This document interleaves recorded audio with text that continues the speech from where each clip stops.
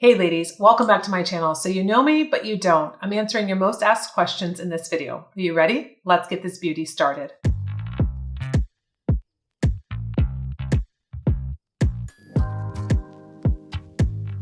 So I asked you over on Instagram to ask me your most thought-provoking, interesting questions to get to know me. I feel that showing up on my channel for the last 13 years, and depending on what the schedule that I made for each year, it's kind of hard to know me as a person, right? We talk about beauty, we talk about makeup, skincare, wellness, etc. I do a bunch of different videos when it's really like real talk and you get to know a little bit more about me, but I think it's hard. I've seen some comments below some of my videos or on my social platforms where people are like making things up. I'm like, that's not true. Like I never said that. So I really wanted you to hear it from me and questions that you were really interested about. So I know I have a lot of new followers I'm very excited about. I want to welcome you into my channel and just to kind of really get to know me as the content creator. So we're going to start with question number 1. So the first question comes from Trust Goddess, and she said, when did you recognize the power in your light? You are stunning and I'm always reposting your videos. Thank you. It's a very sweet comment. And the question is very interesting. So I think that I found the power in my light back in 2014, 2015, when I unexpectedly went through IVF, an infertility journey, and something that I was like, what is this? Like, this isn't supposed to happen. Like, no one plans for this. And I started to research like other girls on YouTube and this and that. And all I saw was like girls crying in a dark room, and it was very dark and depressing. And I thought, wait a second, I do beauty. I do color, like I show up and it's so pretty and this and that. And I was really having a hard time with like, I don't want to go into this. Like, this is what the girls are dealing with. So I made a decision to put my fashion and beauty stamp on IVF and the journey. I wanted to make it fun. I wanted to make it inspirational. I wanted to make it where girls would be inspired and they can do this. And I felt like it was given to me. There was like a purpose that it was in my life and that I was strong enough to handle it and I could be an inspiration. So that's what I did. And I wrote a blog called Not Just a Beauty Blogger. And I shared and I wore certain nail polish colors from Essie that had powerful mantras, and I would focus in on those. And I just really put a colorful spin on IVF. And that's where I really feel like I found like my light in a very dark experience. So my next question is from Kuzu Creative. Your collection of dresses is stunning. Are you wearing them to the market to pick up your kale, or do you have that many occasions and events in which you can wear them and shine? So it's an interesting question because of course I wear my Oscar de la Renta to the supermarket and I pick out produce and I look at flowers, and of course I'm looking at my wine that I'm going to have for my dinner parties. So I did that photo shoot, which was really fun. It was at Trader Joe's, and I just wanted to put together a designer outfit that was a little over the top at a place where you would go, every day. I just love the contrast between the two. So am I going to the supermarket in my designer gowns? Maybe, I would do that. But I do have a lot of events that come up. I have the opportunity to go to some really incredible things, whether it's charity events, or recently I was invited to Peter Thomas Roth, the skincare company, to his mother's 100th birthday here in Miami Beach. And it was so off the charts. It was just such an amazing experience. And you should follow me on Instagram. If not, I took you through the whole evening and what we experienced. It was this really elaborate 8-course like tapas. We went to 8 different countries and the whole entire venue turned into that country for each course. It was just so incredible. So I had recently just bought this vintage Oscar de la Renta Resort 2008 dress. And when I saw the invitation that was like gold and sparkly and for 100th birthday, which I'm just so incredibly honored to be a part of that. I was like, this dress is going to be perfect. It was cocktail chic, which was the dress for the event or the attire. And you can see in the picture with Carol that we matched perfectly. And it was just such a really exciting evening. So I have cocktail attire and I have all of my gowns that are, basically in waiting, right? So when I don't have to stress if I have an event that comes up at the last minute or, depending on what, but then once I wear them, I reconsign them. So I'm always having a nice flow to my closet. So my next question comes from UMBC Swimming. If you could have an afternoon with any person living or deceased, who would it be? Why? And what would be the first thing you would ask them? So this was interesting. This was really a thought-provoking question. So I was thinking to myself, oh my gosh, there's so many people, right? We can go into the whole style department. We can go into more of women in power that have done really incredible things. Like I was like, oh no, it's too much.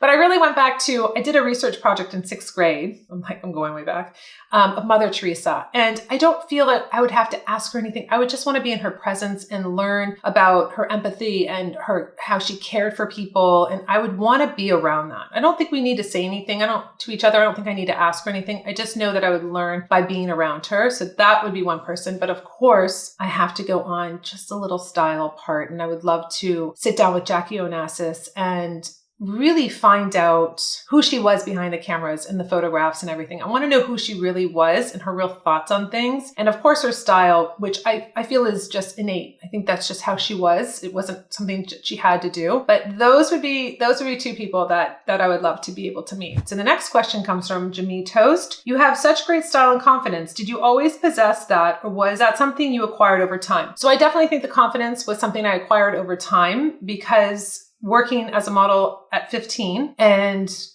going on castings and auditions and reading for films or soaps or whatever I was doing, rejection is part of the job. So I got rejected so many times. And if you take it personally, which is very hard not to, you either sink or swim in this industry. So I feel like my confidence was built over time with just how many times I was rejected. And I had to keep getting back up and figuring out, okay, so what acting classes do I need to take? How can I read better? How can I perform better? How can I deliver, what they're wanting better, or whatever it was. I was always trying to better myself. And I think that when you get knocked down so many times, you keep getting up and keep getting up, that you build that confidence, whether you know it or not. You're not giving up. And I think that's the real lesson with anything. You don't have to be in the modeling industry, acting, whatever, in the arts. Whatever you're doing, just keep getting up.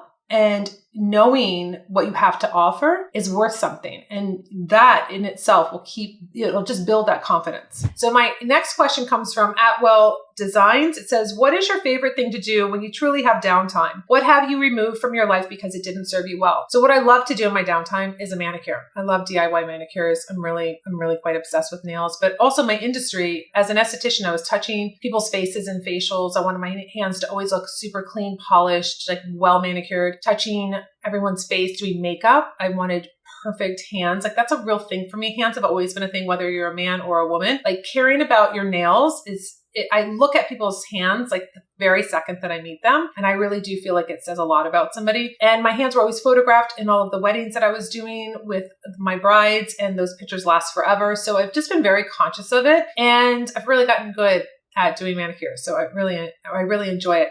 And what have I removed from my life? I don't know if I have removed some things, but I think it's more about intentions, right? I did that video on going down. I think it's more intentional. Like you're very aware of how you're creating and living your life, and boundaries, whether it's personal boundaries or personal relationship boundaries or business boundaries. I think that's really important. So that's really what I have concentrated on. So the next question comes from K9 Taylor. And I actually had a really hard time with this question. I mean, it's multi-question about aging, but I really, it is very thought-provoking, just the aging part of it. So she said, are your parents near you and healthy? Yes, my parents do live near us and they are healthy. My mother is 75 and my father is 91, soon to be 92 next month, and doing very, very well. She says, as well, all age, how we handle our parents' aging and our own aging is always an issue.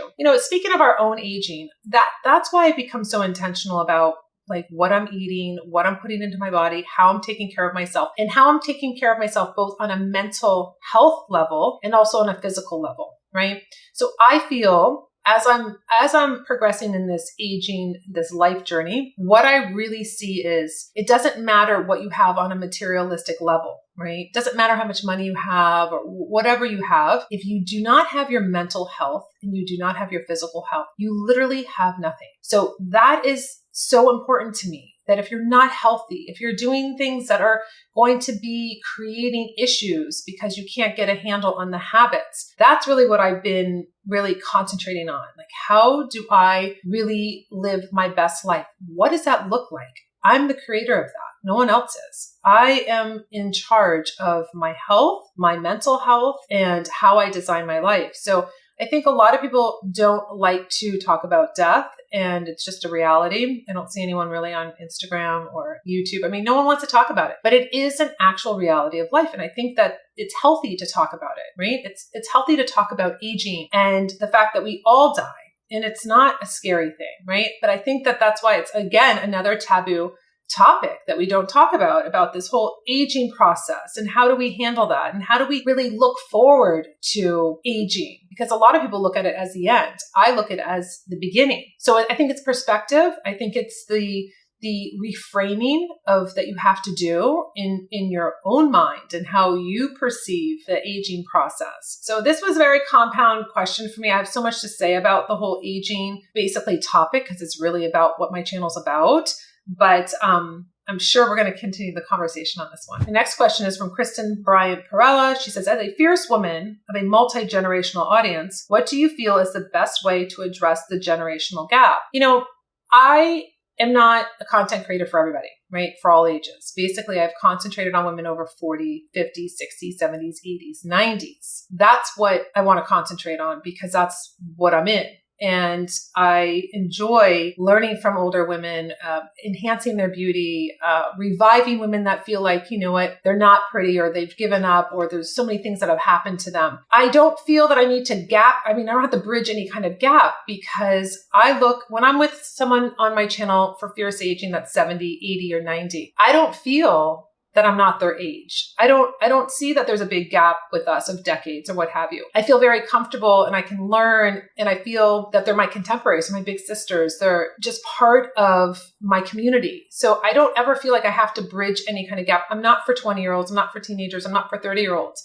I'm really for mature women that are trying to navigate this beauty space, the skincare space, the menopause and perimenopause and all these changes. So I don't feel like I have to bridge. I feel like the bridge is already there with all of us from 40 to 90. We're all together. The next question is from Pure Joy Skincare Wax Studio. She says, what do you find most challenging in your life now? A lot of things. I find that I'm working on a lot of big projects. One of them, as you know, is the house renovation for almost 2 years now. We've been out of our house, being in an apartment and not being settled, just moving into our warehouse now that we've had for 2 years. We've been under construction with that. And we just moved in last week. I shared that over on Instagram stories. Also, I was in my studio for 15 years prior. So it was a big move. It's a lot of, I feel like 2023 is just all around changes for me. And then working on my rebranding, reformulating, repackaging for my cosmetic line. So very, very large scale projects are very challenging because it really is about just problem solving. And every day is a new fire. Like you think that you're putting them all out and then new things pop up and you just have to deal with them. So I'm just in a very different, I've never been in this experience before of having so many projects and so much stress and so much kind of logistics to work on. But that's what's really challenging right now. The next question is from Sharon Ponte 7. What made you focus on makeup versus modeling? Why did you decide to work with women ages 40 and up? You are such an inspiration and I love your honesty. Thank you, Sharon. What made me focus on makeup versus modeling? Well, I got really tired of having to always leave the country and go to Europe to work on my portfolio and to live and model in different countries because it's very seasonal. So Miami season, most of the girls for spring break and summer would go to New York. I lived with Eileen Ford for my spring breaks while everybody was in Cancun when I was in high school. So it was just always working. And then during the summers, you would go to Europe and build your book with tear sheets and work and catalog and what have you. And I just was tired of like having to be just shipped off all the time. So I became a freelance makeup artist and I thought this will be really great. Like I figured out how to do it. Lancome hired me first and I just felt like, oh, good. I can work in my industry, be here still, don't have to leave. I can still, have the jobs that come up, with modeling. But that's really how I started with makeup. I did makeup in high school for the theater department, which is totally different. But that's really how I got in with my first job with Lancome, because I had the experience of doing the drama people in high school. And so that gave me some experience to be able to go into the makeup artistry. And why did I decide to work with women ages 40 and up? Well, I'm 47 and I feel that as I've aged and I've been in the beauty industry and fashion, that I see how we are not represented. And I feel that, I don't know, just tired of pretending to have to be younger. Like everybody has to be younger. Like I love the just being natural and embracing yourself and everything that comes and being excited. And it's not a bad thing. And I just look at older women, like so much experience and so beautiful, and just that should be celebrated. And I love it. I love my ladies that are just giving and radiating this beauty, and it's natural, and they're doing things and nothing's stopping them. Right? Society says, oh, your 70s and 80s and 90s, you don't do it. No.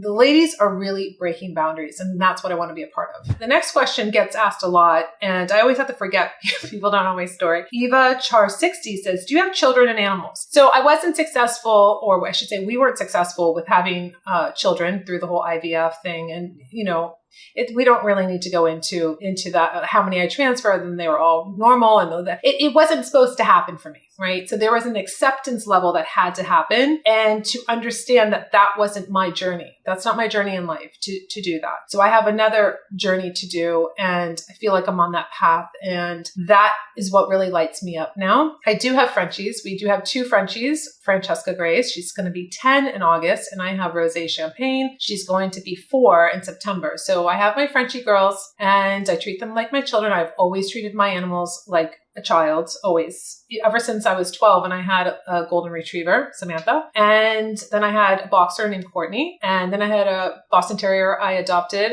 from Hurricane Katrina, and I named her Charlotte. So I've always had a dog, and I've always really treated my dogs like they are my children. So there we go. So the next question is from Erica Brenner. I love your makeup line. What is your focus when you are creating different products? So my focus is really my customer. I've listened to all of my women on Fierce Aging, what they're looking for, the DMs, the emails, the phone calls to the studio. And my demographic's different than most cosmetic companies. And I think about the way that they open product, shaky hands, not being strong enough, can't really see when it comes to labeling. I've repackaged and redesigned, which you will see coming out over this year, just the detail-oriented intention that I have for you. And it's been really important, and it's been a long time coming, and it's been 3 years in the making of me doing this, from the actual component, the formula, and the packaging. I want it to be an experience that you remember. I want you to feel special, and I want it to be always very unique. So